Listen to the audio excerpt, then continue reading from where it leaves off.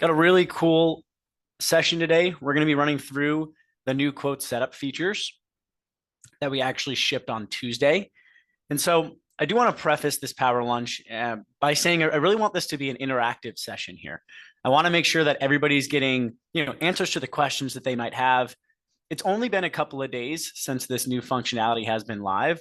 And so, like I said, want to make sure that everybody's comfortable. If you have questions about certain capabilities, how you could potentially utilize this feature to help you out even more, then by all means, this is the session to do it. So want to keep this very casual, want to make sure that you're getting really any answers to, questions you might have had and using this a couple times. And with that, we can go ahead and dive in here. So don't hesitate, just throw in your questions right into the chat section there as we run through this, and we can answer them as we go. Or even at the end of the call, right? We'll definitely have some time here just for standard Q&A. Cool. So today, what we're going to be covering, like I mentioned, is this new quote setup workflow. I'm going to start off with a demonstration of all the features that we've shipped in this new, update that we pushed on Tuesday. I want to make sure that I'm communicating really the best ways to utilize these different features. And there are going to be certain instances where some of the features are more helpful, than others. And I want to make sure that everybody's comfortable understanding, when and where to use exactly, what we shipped on Tuesday here. And then at the end, we'll have some time for some questions. Like I said, if you have questions as I'm running through the demo, still throw it in the chat. I can pause here and make sure that we answer them as we go.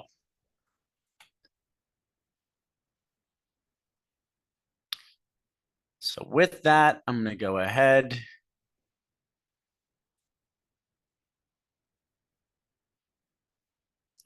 Pull up my account here. All right.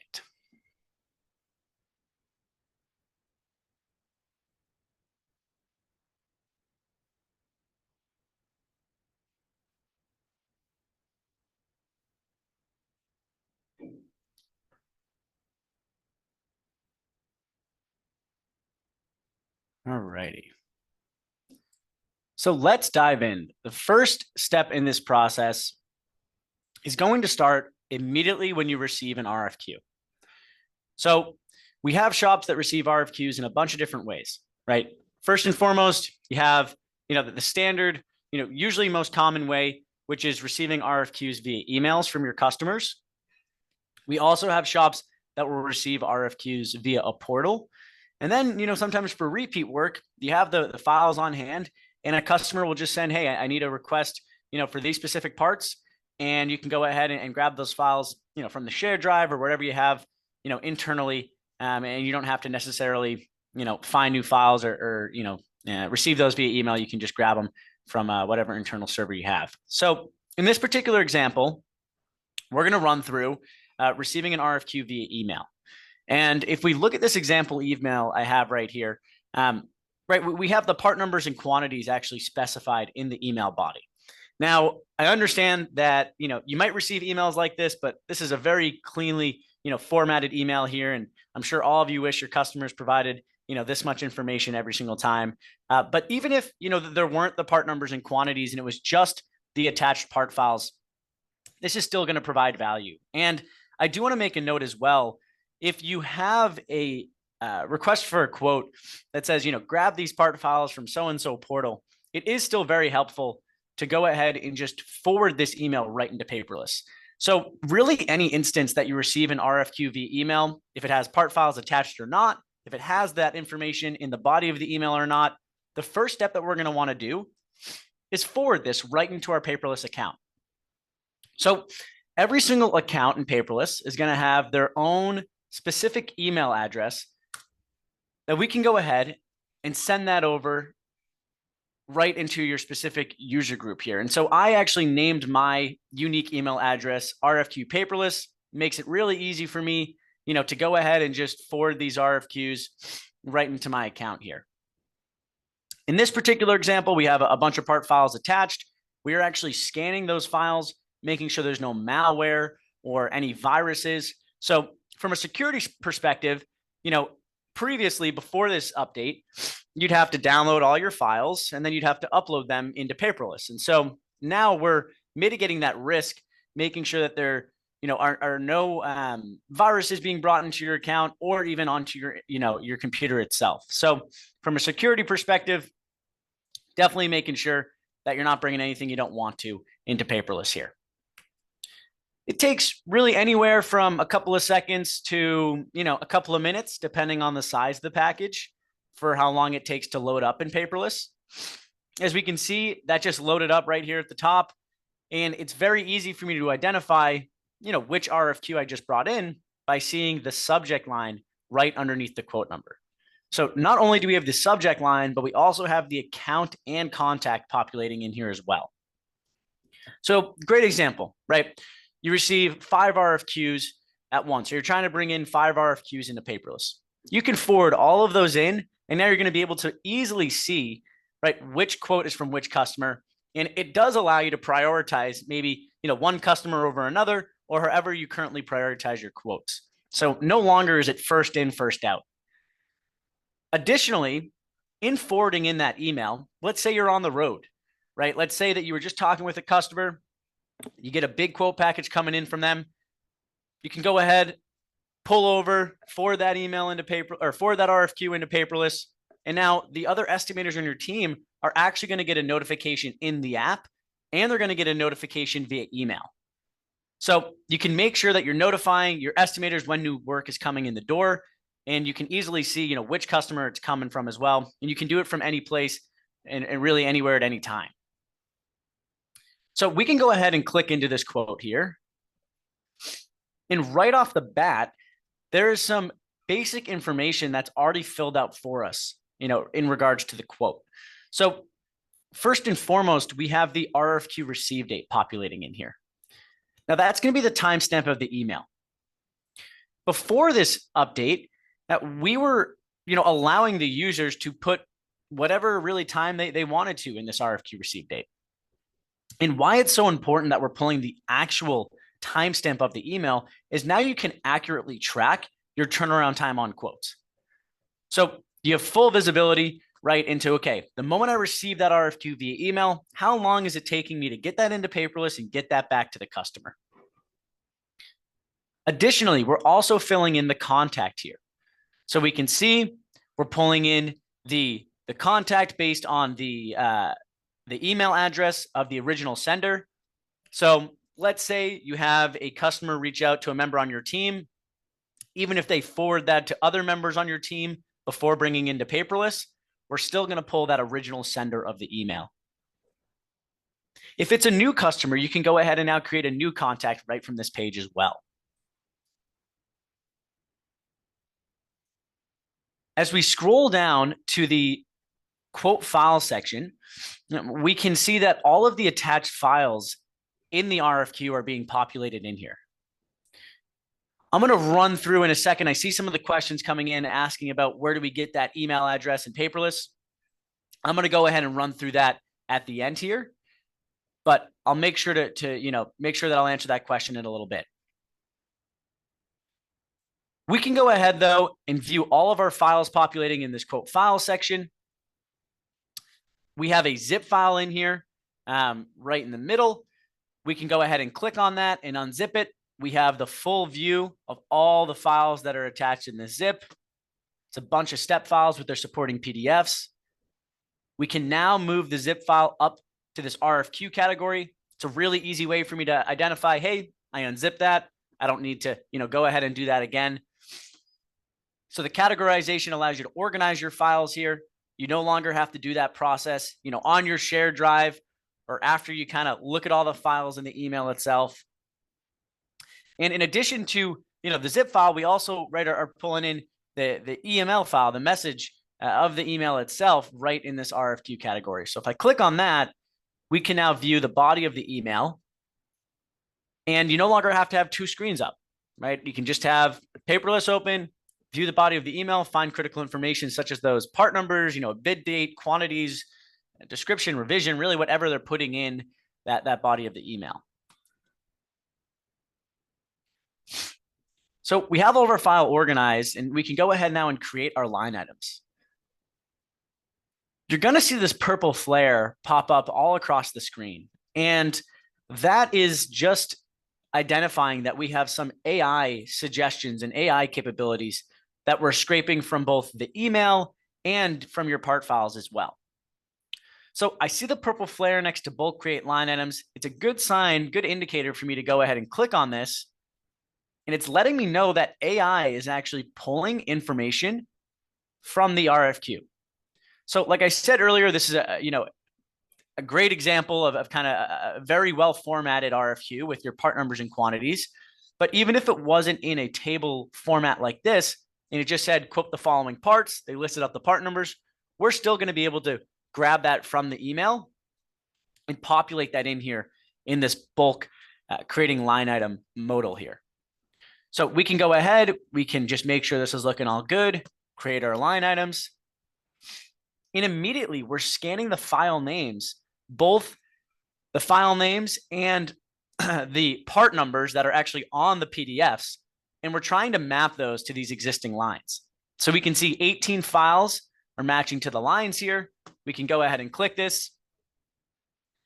And now just in a couple of seconds, I was able to create 10 line items just like that. Right? This is a process that otherwise you'd have to do very manually, one by one, make sure you have all the files you need and bring them in from your desktop right over to this left-hand side. So super quick, easy way for us to create these line items. And I want to call out a couple of things. So the first is we can notice that on line item 4, there are no part files attached to this. I've worked with customers for 5 months developing, and helping our team develop what we built here. And something that I constantly was hearing was, hey, Pete, sometimes I receive an RFQ and I don't have, a supporting PDF, or I'm missing, certain files for certain line items. And that's a process that was very manual in terms of triaging what you had and what you needed. Now it's very easy for me to see, okay, part number, 342211. I'm going to go back out to my customer and say, hey, I need a step file and a PDF or whatever supporting files you have for that particular part number. So you don't have to kind of play this waiting game or all of a sudden, get to line item 4 and realize you don't have what you need.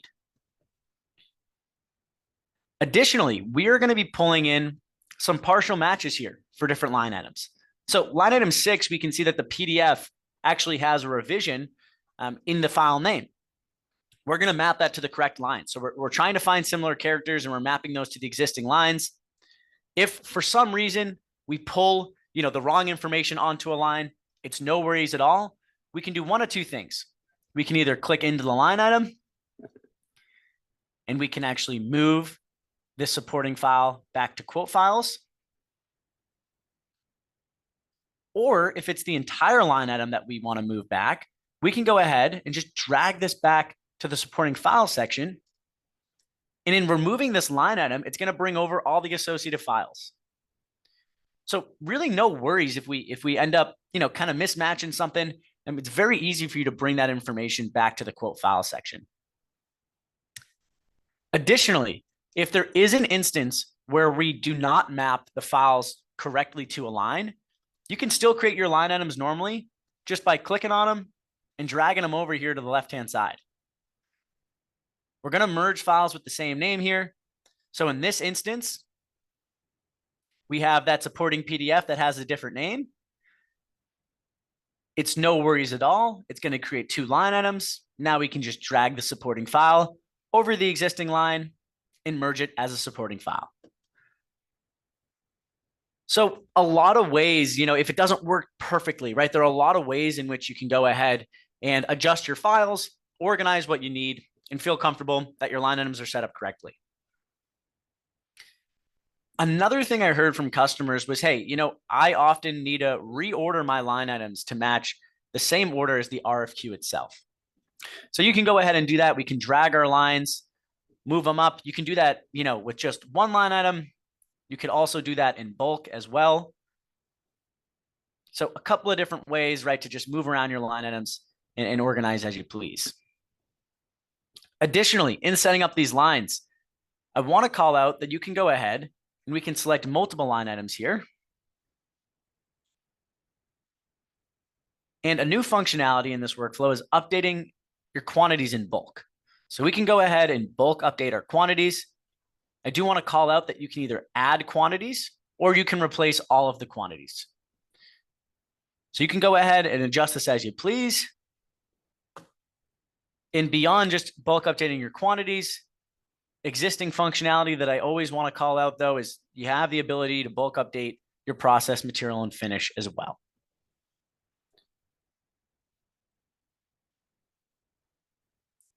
So once your line items are set up, we can go ahead and now fill in the basic part information. As we go into a line item, we can see this preview here that's a bit more condensed. So we just have the basic part information, right? The thumbnail of the part, and then you can actually now adjust your quantities without having to select the line item and scroll a little bit and find that quantity section. You can just go ahead and do that at the top level of the line item. But we can go ahead and we can see that the AI suggestions, the purple again, is populating in here. So we're actually scanning the supporting PDF. We show you exactly where we're finding this from. And we're pulling in the part number and we're pulling in the revision. Can go ahead and do the same thing for the next line. We can even open up the viewer. And if we want to further validate what we're pulling from the print, we can just go ahead and view the PDF, right? See the part number that we're pulling from the file here. Looking all good. Part number, sweet, put in my revision. And now I can go ahead and I can even highlight, right, the description and just copy and paste that right in. So now we're pulling this information, bringing it to the surface, but a very easy way for you to go ahead and validate what we're pulling. Additionally, beyond just filling in the basic part information in the viewer, you can now select the process, material, and finish in here as well. So I'll go ahead, right, select a process. We can look at the print here, right? You could call out any particular material. And you can just go ahead and fill this information right down the line. So at 5052, H32, and we can just go from one line item to the next. So once again, view the part, looking good. Cool. We'll go ahead. Hey, Pete, we'll select our process. Sorry to interrupt you. Yep. I think you're on the wrong screen. Oh, okay. We're not Thank you. able to see the got a question in the chat there. Thanks. Thank you. All right, give me 1 second.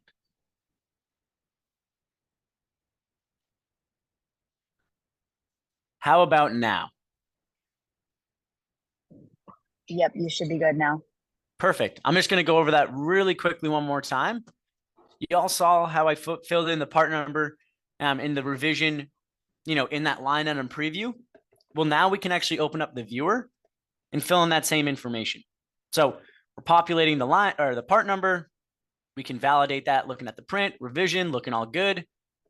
And then I actually copy and pasted the description, brought it right in here. I went ahead, I selected my process and looking at the part now. I know a lot of our shops usually have two screens open. They got the viewer on one and the build a quote on another. And they were just looking at the part and filling in the process on the build a quote page. Now you can do it on one screen, just looking at the part. And we're not only just looking at one part anymore, but we're looking at your entire quote. So we can go from one line item to the next and just go down the line, right? Fill in that part number, call it out again, revision, put in the description. All right, let's fill in our process.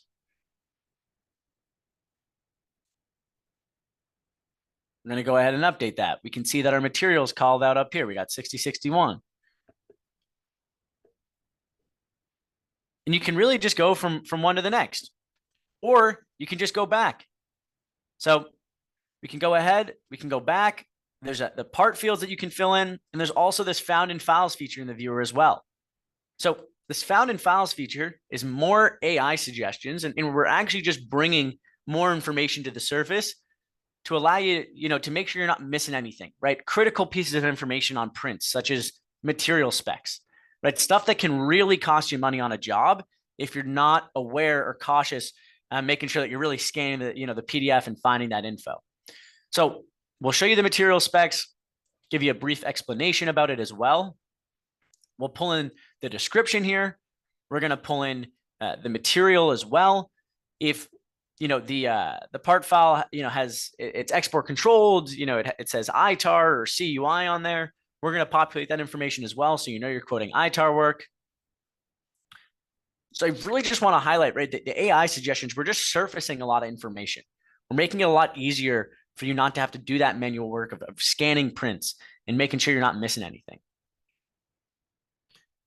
This is all updating in real time on the build a quote page. I can skip from one line item to the next if I don't want to go in order. And as we navigate back, this is all filling in real time, as I said. I do want to note as well, if we actually select a line item, we have a bit more of a condensed view here too. And we do have that found in files feature right below your files as well, populating that information. So everything with quote setup is prior to costing a part. It's supposed to eliminate, right, a lot of that manual aspects of working through, setting up a quote, finding that basic part information, finding that quote information, managing all your files. And so we're trying to make this a lot quicker and a lot easier for individuals in your shop today.